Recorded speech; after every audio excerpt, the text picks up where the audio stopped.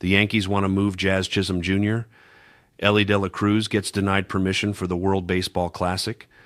The Dodgers might trade Teoscar Hernandez and a pitcher, and there's a whole lot more happening.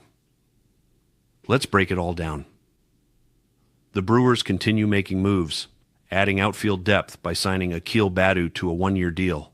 The 27-year-old outfielder burst onto the scene as a rookie with Detroit in 2021, hitting 13 home runs and stealing 18 bases. Milwaukee is hoping to recapture that spark in his bat and on the base paths. He gives them a speed element they've been looking for. Cleveland made their own move by securing right-hander Colin Holderman on a one-year deal worth $1.5 million after a tough season in Pittsburgh. The Guardians filled out their 40-man roster and are betting Holderman can bounce back to his previous form. When he's right, he's a weapon out of the bullpen, and Cleveland's pitching development staff has a track record of getting more out of arms. The Cubs added reliever Colin Snyder on a minor league deal with an invitation to spring training. Milwaukee jumped back in by signing versatile player Greg Jones to a minor league contract with a spring training invite. The Pirates brought back Ronnie Simone on a minor league pact, giving him another opportunity after leaving him off the roster at the end of last season. Over in Korea, there was movement too. Right-hander Elvin Rodriguez signed for $1 million with the Lotta Giants for 2026. Outfielder Victor Reyes came over for $1.4 million, and righty Jeremy Beasley agreed to $1 million as well. The Cubs added a reliable left-handed arm by signing Joely Rodriguez to a one-year, $375 million deal. The veteran reunites with Craig Counsell, who managed him in Milwaukee and got the best out of him during those seasons. The Braves made a huge splash in the market by signing Robert Suarez to a 3-year, $45 million deal. Atlanta wanted to reinforce their bullpen and found one of the most reliable arms in the entire league. Suarez is coming off a 40-save season with the Padres, and at 34 years old, he's still pitching like an elite closer. Now he'll work alongside Raisel Iglesias, forming a duo that can make life miserable for any team in the late innings. That's a championship caliber back end right there. The Athletics made an interesting move by signing Mark Leiter Jr., a veteran reliever who brings stability to a bullpen that struggled significantly last season. The deal is around $3 million, a reasonable bet on someone with that much experience.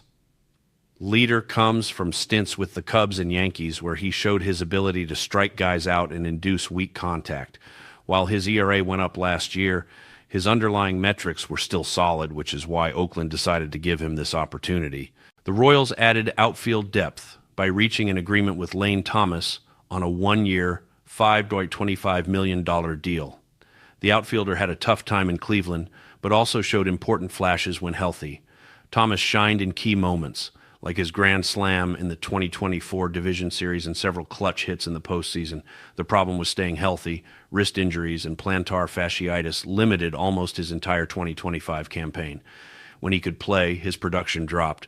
But Kansas City is betting that a full recovery can bring back that timely bat he showed in previous years. It's a low-risk move with potential to surprise if he returns to form. Kyle Tucker has become the hottest name on the market, and right now there are 3 finalists to sign him: Yankees, Dodgers, and Mets. All 3 want to add a left-handed bat that can change games with one swing, and Tucker fits perfectly into any contending lineup. The Dodgers already added Edwin Diaz and are still looking for more firepower. They're not ruling out a short but explosive contract to convince him. The Yankees are also fully invested in the chase. They need an impact outfielder, and Tucker is exactly the profile they've been looking for.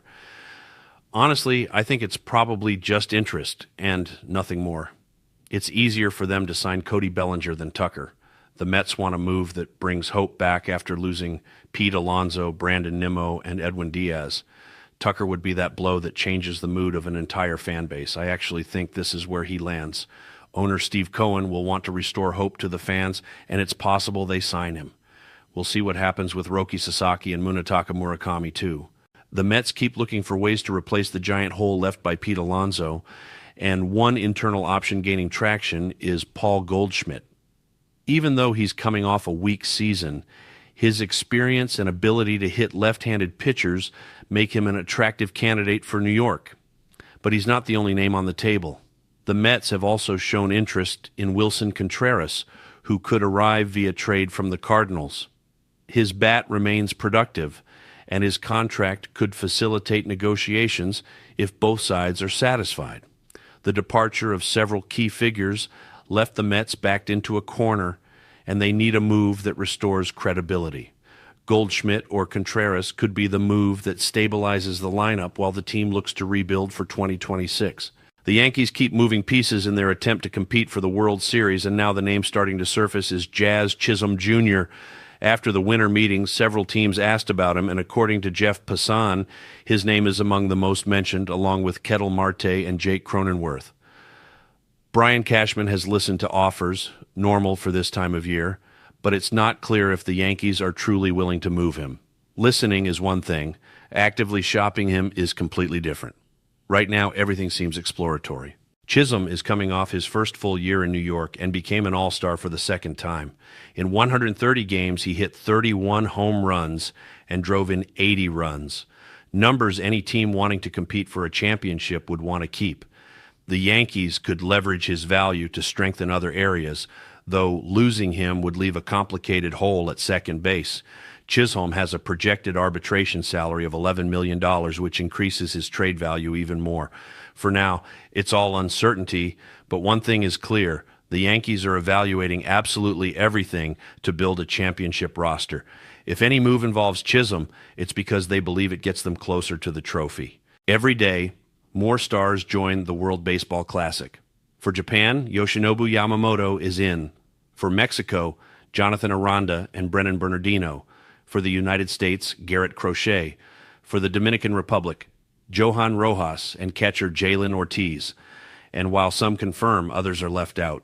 The most notable case is Elly de la Cruz, who didn't receive permission from Cincinnati. Everything exploded when the official WBC account posted his participation and then deleted the announcement. Elly wants to play all 162 games, and his workload concerns the team. Roki Sasaki also won't be there. The Dodgers and Team Japan agreed that protecting his health is best. The right-hander is coming off a shoulder injury, and Los Angeles wants him ready for 2026 to reclaim his role in the rotation after Clayton Kershaw's retirement. The Classic will have many stars, but these two absences have completely changed the landscape. The market is heating up, and one name that's resurfaced is Teoscar Hernandez. The Dodgers could move pieces, and the Kansas City Royals are interested in adding a power bat. They've already asked about Hernandez. However, Los Angeles doesn't seem very convinced about letting him go. According to The Athletic, Kansas City is looking for an offensive outfielder, and Teoscar fits perfectly, but Brandon Gomes was clear in saying a trade isn't something they anticipate. In baseball, you never know, but for now it's not a priority. Teoscar is coming off an irregular year with a .738 OPS, far from his 2024 All-Star season when he hit 33 home runs. His defense was also questioned, finishing 9 outs below average. Still, Dave Roberts highlights his value and doesn't rule out moving him to left field if it helps the team.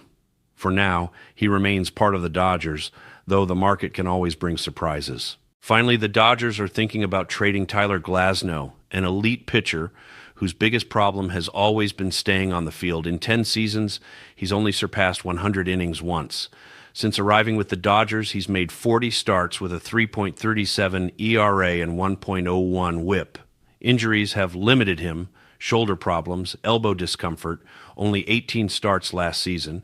Still, his contract is manageable with just over $80 million guaranteed for the next 3 seasons. The Dodgers could use him in a trade if they're looking to reinforce the outfield or as part of a strong offer for Tarek Skubal. Having him healthy is a huge help in the rotation alongside Yamamoto, Ohtani, Blake Snell, and Sasaki.